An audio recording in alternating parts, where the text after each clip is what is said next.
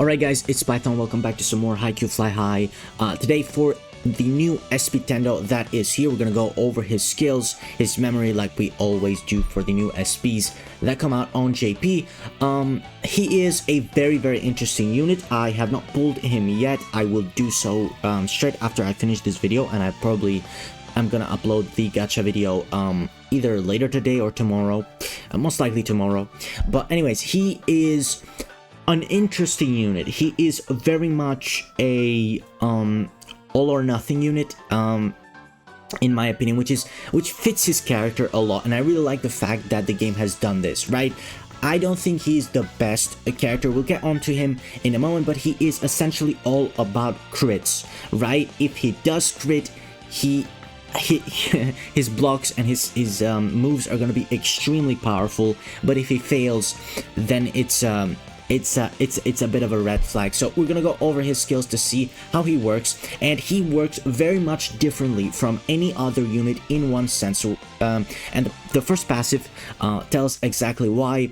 First of all, his block is increased by 12%, and his chances of doing a critical play when receiving, saving, or blocking, so essentially defensive critical plays, increase with his awareness, and at the start of the match his reflex will drop to 0.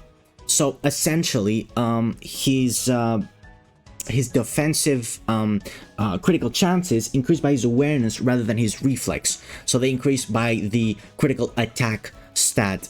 Well, I mean, they still do increase by his reflex, but his reflex drops to 0% at the beginning of the match, and for every 1% decrease, his spirit will increase by 2%, which is his critical defense power, right? So his critical defense chances increase by awareness, and his reflex is reduced to 0 now at the beginning of the game. So I mean, any reflex that you gain after the game does stick and does stay and does add up to the awareness, but your starting one, like at the beginning of the game, it literally goes down to 0%, and it just it increases your spirit, to be fair, which is critical defense power, which is a 2%, is a 1 to 2 ratio. So for every 1% reflex decrease, you get 2% spirit, which is a very good ratio, right? It's a very strong ratio. So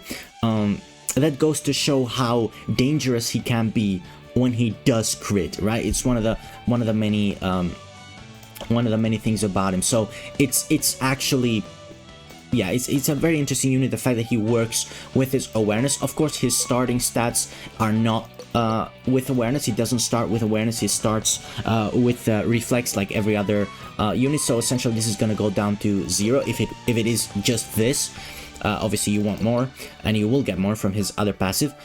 So essentially, if it's like this, he will get 4% spirit increase instead, and this will go down to 0, and then this will be, awareness will be the critical chances of your defensive plays. That will be blocks, receives, and saves. Next up is skill 2 is just a quick attack and 100% and 140% of the power, and if it does exceed 200%, the quick attack will increase by 20% until the ball goes over the net 8 times. It's not really a good quick attack skill, to be fair. I mean, he does have the quick attack playstyle, which is great, so it's gonna help in that regard, but not really a quick attack unit. I mean, listen, his the fact that his critical plays are all in one stat now in awareness. Again, as I said before, the reflex stat goes to 0 at the beginning. If you increase it later down the line, that's good still. But the fact that is, you want his awareness as high as possible, so it's gonna help both his defensive and offensive critical plays, which is really nice. Now the second passive, sorry, is where it's at. So at the start of the match, his awareness is increased by 50%.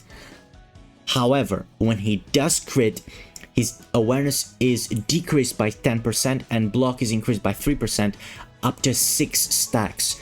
And this is why it's so difficult, right? So at the beginning you get a 50% awareness, which is massive, but every time you do crit, his awareness goes down by 10% up to 6 stacks. So that is really brutal. That is really difficult to maintain, because you can literally go to 10% awareness debuff from when you started. So it's really strong at the beginning, right? So you know, I mean, maybe when he rotates to the back, it doesn't really matter, right? So you're not going to use him as much, but still, it's a bit rough. But getting that 50% at the very beginning is really powerful. Anyways, it keeps going. So whenever he does make a critical play, and this is the kind of like all or nothing of his character, when he does make a critical play, the stats of that play will increase by 65% of the corresponding stat. So if he's doing a quick attack, he'll get a 65% quick attack increase. A block, he'll get a 65% block increase, and anything else really, receive, whatever, save, whatever. So he'll get a 65% increase boost when he does crit, on top of it being a crit, right? So it's really strong. However, if he does not crit, the power will decrease by 85%, which is very brutal. 85% decrease is yeah, it's quite brutal. So yeah, as I said, very much all or nothing. But he also does help a lot the rest of the team if we continue with the passive. When an ally uses a special move, that member gains a stack of the synergy effect, which doesn't really do anything, but when the stack reaches 2, it's removed, and the attack and defensive technique of the of that teammate are increased by 15% for 2 rallies, and team morale is increased by 10%. So that's actually really nice. You know, it kind of goes with wanting to spam Ushijima's ult, really, right? That's what it really goes with. So it really helps in that regard, which is really nice, to be fair. And the team morale increase, quite good too. So this is the main like passive, I guess. I mean, listen, this one dictates how he plays, but this is the main passive. It's very much all or nothing. Like, you really want to crit. And then the ult is where's the ult? All right.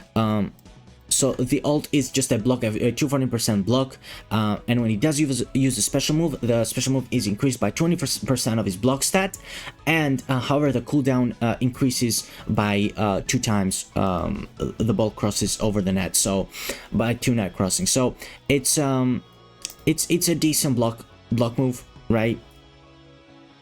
20% increase, but then it increases the cooldown a little bit, so it's interesting, right? But judging by the crazy amount of critical, you know, of the power that the critical plays do for him, it's maybe not that bad of a thing.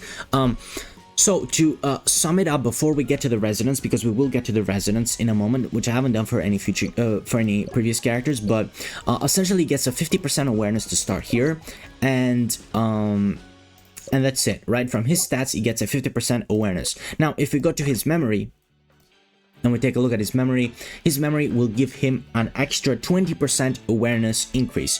And when their special move is increased, their quick attack and block are increased by 4%, and defensive technique is increased by 4% up to 2 stacks until the ball crosses the net 6 times. So,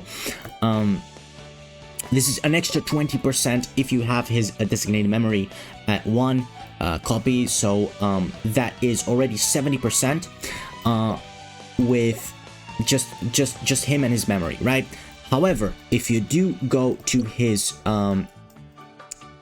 skill resonance, and we'll look at skill resonance 2, it really makes a difference, because it does increase his awareness by an extra 25%, and also his spirit is increased by 60% of his strength stat up to 60%. So his critical defense power is increased by 60% of his critical attack power up to a maximum of 60%. So that makes his powers even more, his critical plays even more powerful. However, more importantly, his awareness goes up by 25%, right? That's the big thing about this.